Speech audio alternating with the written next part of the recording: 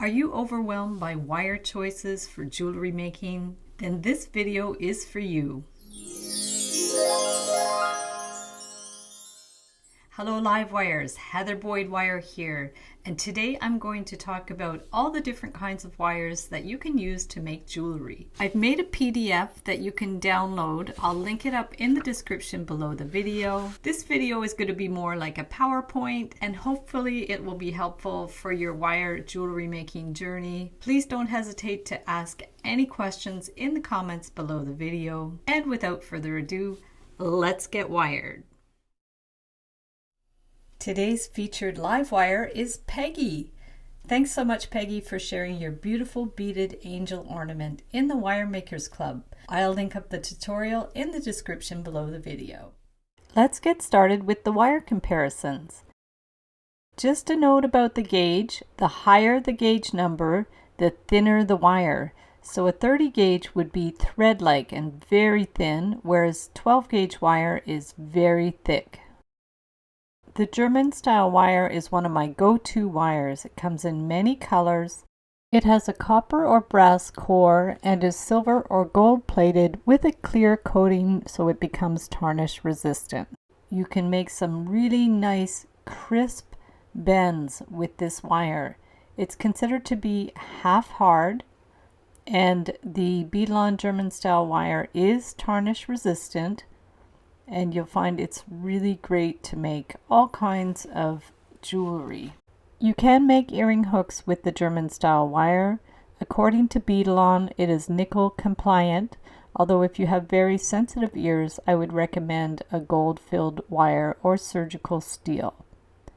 This is a quick tutorial to show how I make the hooks 2 at once, clip the ends, and then you always file the ends so they're not sharp. And you see it makes a really awesome earring.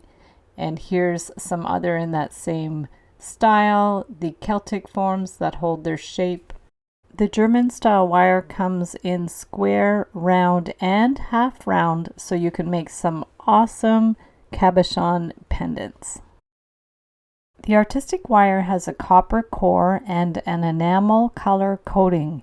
It is dead soft and has excellent tarnish resistance. It's quite easy to bend. It is quite soft and is excellent to make spirals. This is my preferred way to make spirals with a cone.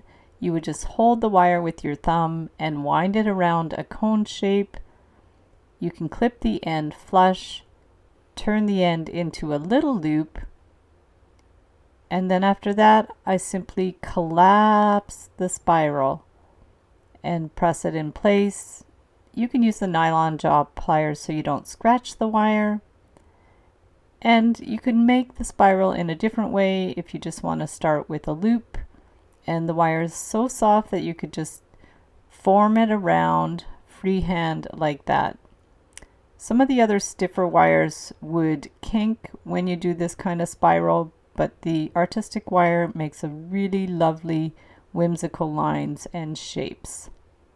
And you can manipulate it by hand as well.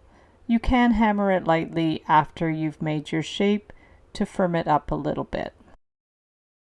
You can make beautiful earrings and pendants with the artistic wire, and it works great on the Artistic Wire Deluxe Jig Kit. You can crochet with 28 gauge artistic wire and use 20 gauge with the artistic wire coiling gizmo. It comes in many beautiful colors, and you can purchase the by the dozen packages in many different gauges. The bare copper is pure copper wire and is quite soft. It does oxidize quickly, but you can patina it. It's very easy to work with. The cost is low, so it's a great practice wire. It's great for projects ranging from simple rings to very intricate wire weaving. This pendant was created by Amber. Memory wire is a whole nother beast. It's very hard stainless steel wire, and it can't be bent out of shape. You'll need some memory wire cutters or carbide hard jaw cutters to cut through this wire. Don't use your good cutters. You can make traditional beaded bracelets with the memory wire, but I've also experimented with the ring size memory wire to make earrings. Beading wire consists of micro strands of wire that are covered with nylon. It does not hold its shape, and you will need crimps and a crimping tool to finish the ends. I use the 7-strand beading wire from Beadalon. To show you how it works, you would just take a piece the size you want for a bracelet or for a necklace. You can cut it with your flush cutters. You see it's very flexible. We'll put a 2mm crimp on the end, and we're going to take the end of the beading wire and bend it back through the crimp. This way you can secure a hook or a jump ring on the end. We're going to crimp it once, rotate it 45 degrees, and crimp it again. So that way the crimp gets nicely finished. You can make beaded necklaces and bracelets, or use your imagination to make earrings and more. Brass wire is an alloy of copper and zinc, and it tarnishes to a dull gold tone. It is half hard and has good strength. It has a vintage look and is great for jewelry and sculpture, and the price is on the lower side. Bronze wire is an alloy of copper and tin. It's half hard and a bit stiffer than brass. It will darken to a warm brown tone. It can be hammered and textured and work hardened. It's very strong and keeps its shape. It's great for sculptural jewelry, vintage or earthy style pieces, and the price is on the lower side. Aluminum is very soft and it can dent easily. It's very easy to bend. It has excellent rust and tarnish resistance. It's great for sculptural pieces and chunky jewelry, and the price is on the lower side. It comes in many fabulous colors, and I've used it for many tutorials. I'll link up some of my favorites in the description below the video. You can also get flat aluminum wire, which is fun for jewelry, and you can even twist it. Stainless steel is a steel alloy with chromium. It's very hard and has excellent corrosion resistance. It's difficult to bend, and you'll need some stronger tools for this, and the stronger cutter. It's great for men's jewelry and long-lasting pieces, and the price is medium. It's great for earring hooks, and you can get square stainless steel wire to make funky rings and more. You can purchase surgical steel in 316 or 304, which is hypoallergenic. Paper clips are made of steel, but they're not necessarily stainless, and they can corrode. They're fun for novelty jewelry and fun projects. A standard paper clip opens up to about 3 3/4 inches long. Alpaca silver is also known as nickel silver, and it's a copper and zinc and nickel alloy. There's actually no silver in it. It's half hard, and it can dull over time. You'll find it in the decorative wire jewelry that is made in Mexico and South America, and the cost is medium to low. Titanium wire is very hard and very corrosion resistant. It's more scratch resistant than niobium. You'll need special tools to bend this wire. It's lightweight and durable. It's also hypoallergenic and is fun for modern jewelry designs. The cost is medium to high. Niobium wire is medium to hard and is naturally oxide resistant. It's easier to shape than titanium and maintains its color and strength. It's hypoallergenic. Anodized niobium comes in many beautiful colors, and the price is very high. Sterling silver is 92.5% silver and 7.5% copper.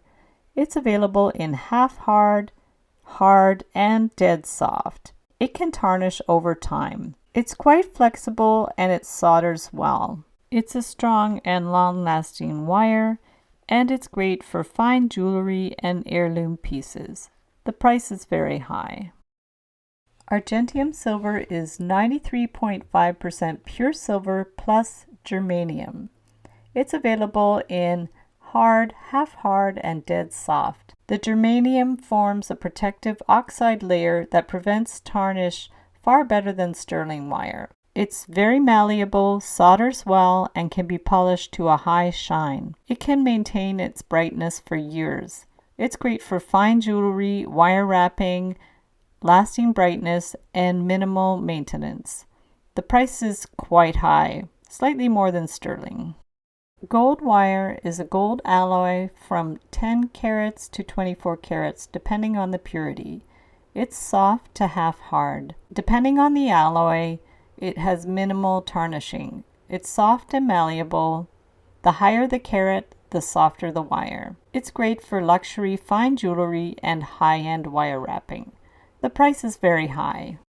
Gold-filled wire has a brass core bonded with a thick layer of 14 or 12 karat gold. It's soft to half hard. It has excellent tarnish resistance and good malleability. It can be hammered. It's great for affordable fine jewelry and heirloom gifts. The price is medium to high. In summary, German style and artistic wires are ideal for affordable beginner projects. Sterling and gold-filled wires offer a professional, high-quality finish. Gold, titanium, and niobium wires provide luxury or hypoallergenic options. Brass, copper, aluminum, and alpaca silver are great for practice or design experimentation, but also make beautiful finished jewelry. Thanks so much for watching the video. Be sure to give it a big thumbs up and subscribe to my channel for lots more DIY wire art and jewelry making tutorials. Be sure to download the comparison chart. It's linked up in the description below the video. Join the Wire Makers Club on Facebook to share photos of your wire art and wire jewelry. Happy wiring, and we'll see you the next time.